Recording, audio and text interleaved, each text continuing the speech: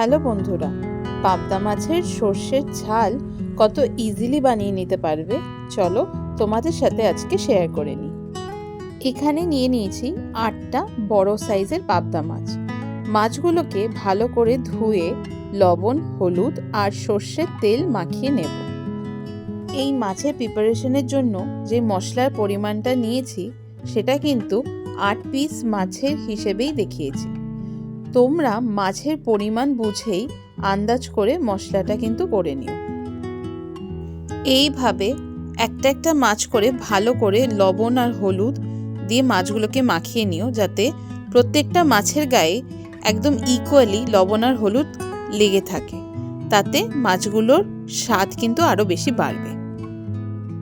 এরপর একটা বাটিতে 2 টিস্পুন গোটা সাদা সর্ষে, 2 টিস্পুন গোটা কালো সর্ষে আর 1 টিস্পুন পোস্ত ভিজিয়ে রাখবো প্রায় 10 মিনিট।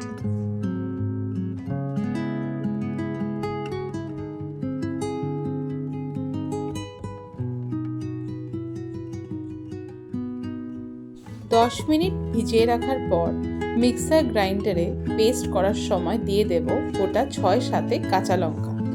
তোমরা যেমন ঝাল খাবে ঠিক তেমনই লঙ্কার পরিমাণটা দিও। দেখো এইভাবে মশলাটা পুরো পেস্ট করে নিলাম। এরপর কড়াইতে তেল ভালো করে গরম হলে মাছগুলো ভেজে নেব। তেলে মাছ ছাড়ার সময় গ্যাসের ফ্লেমটা কিন্তু কমিয়ে নিও। মাছ ভাজা হয়ে গেলে ওই একই তেলে ফোড়নে দিয়ে দেব কালো জিরে 1/2 টিস্পুনের মতো।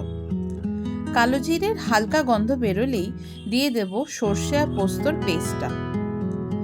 একটু ভালো করে কষিয়ে নিয়ে আন্দাজ করে দেব হলুদ গুঁড়ো, লবণ আর অল্প একটু কাশ্মীরি লঙ্কার গুঁড়ো, যাতে ভালো রংটা আসে।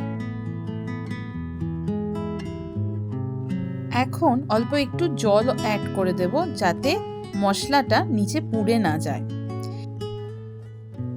এইভাবে খানিকক্ষণ ভালো করে কষিয়ে নেব, যতক্ষণ না মশলা থেকে তেলটা বেরিয়ে যাচ্ছে।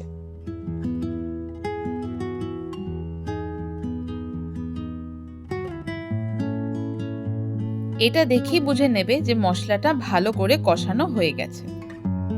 এরপর মাছের পরিমাণ বুঝে আর মাছগুলো যাতে ভালো করে ডুবে যায় সেরকমই জল দিয়ে দেব। দেখো এই ঝোলের কালারটা কি সুন্দর এসেছে, তাই না? ঝোলটা ভালো করে ফুটলেই মাছগুলো একে একে কিন্তু এবার ছেড়ে দিতে হবে। গ্যাসের ফ্লেমটা কিন্তু একদম মিডিয়ামেই রেখো। এই সময় দেখে নিও যে লবণ আরও লাগবে কিনা। যদি লাগে তাহলে এখনই কিন্তু অ্যাড করে নিতে পারো। ফাইনালি দিয়ে দেব কুচিয়ে রাখা ধনেপাতা।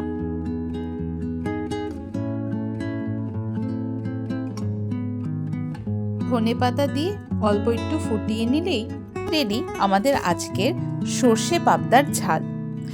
ঝটপট কিন্তু বানিয়ে নিও এই রেসিপিটা, আর বানালে আমাকে জানাতে কিন্তু ভুলো না। আজকে আসি, দেখা হবে নেক্সট ভিডিওতে।